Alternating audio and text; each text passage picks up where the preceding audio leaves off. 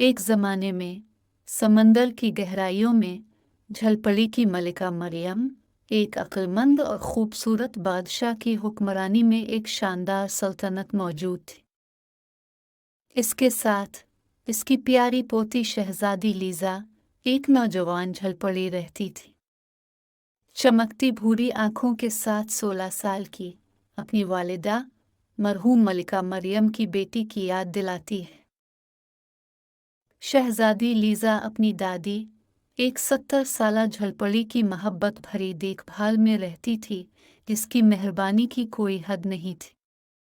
पानी के अंदर का इलाका मलिका मरियम के दौर हुकूमत में परवान चढ़ा। इसके बाशिंदे हम आहंगी और खुशी से रहते थे। ताहम उफ़ुक़ पर अंधेरा छा गया जब मार्था नामी एक गद्दार झलपरी, जो कभी मलिका की दोस्त थी, ने पूरे समंदर पर इक़्तिदार और कंट्रोल हासिल करने की कोशिश की। मार्था ने बदनाम ज़माना जादूगर पत्थर की मछली की तरफ रुजू किया, जो मुर्दा समुद्री मखलूक की बाक़ियात से मंतर बनाने के लिए बदनाम है। मज़मूम इरादों के साथ मार्था ने स्टोनफिश से एक दवाइयाँ हासिल की, जो मलिका मरियम को माज़ूल करने और अपने लिए तख्त का दावा करने का अज़्म रखती थी।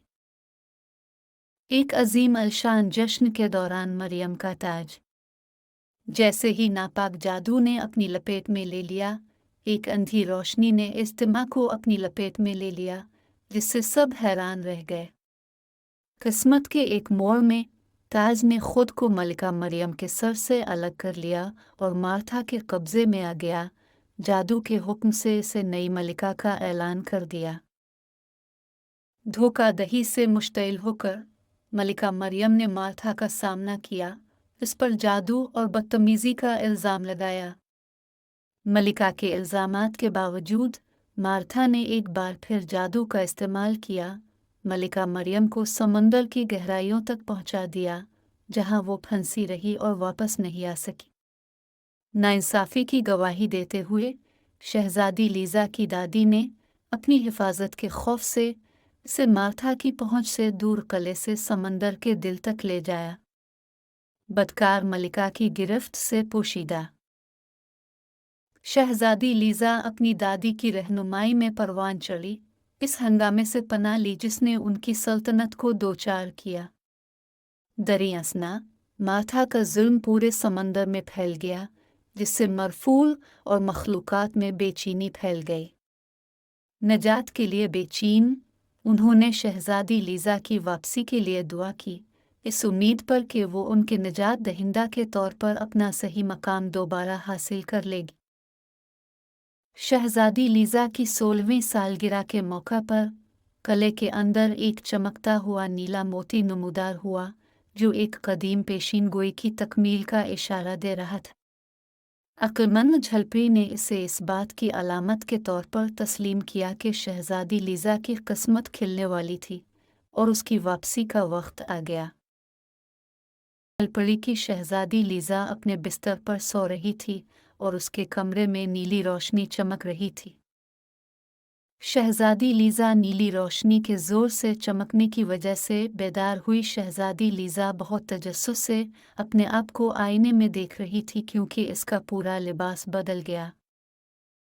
दादी अम्मा शहजादी के कमरे में पहुंची। दादी अम्मा मरमीड को देखकर बहुत खुश हुई, क्योंकि वो जानती है दादी अम्मा मरमीड ने मरमीड को सच बताने का फैसला किया। जब नीली झलपड़ी की शहजादी लीजा ने हकीकत के बारे में सुना तो इसने कला वापस जाने का फैसला किया और बदकिरदार मलिका से अपना ताज और तख्त छीन लिया। शहजादी लीजा अपनी नानी के साथ कले में वापस चली गई। जब शहजादी लीजा कले में आई तो शरीर मलिका ने फैसला किया जादू करके शहजादी लीजा को समंदर की तारीक गहराई में भेज दिया। शरीर मलिका ने गार्ड को हुक्म दिया कि वो शहजादी लीजा को मजबूती से तन करे। जब गार्ड ने शहजादी लीजा को मजबूती से तन किया तो एक नीली रोशनी की चिंगारी जोर से चमकी और अचानक नीले मोतियों की बारिश कले में गिर पड़े اور محافظ اور بدکار ملکہ نیلے موتیوں کی بارش میں پھنس گئے اور تھم کو سمندر کی تاریک گہرائی میں لے گئے۔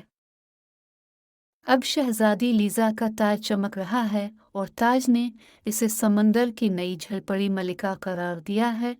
ہر کوئی تیر کی نئی خوبصورت عقلمند ملکہ کو دیکھ کر بہت خوش تھا اور تئی کو ہمیشہ کے بعد خوشی سے جینا ہے۔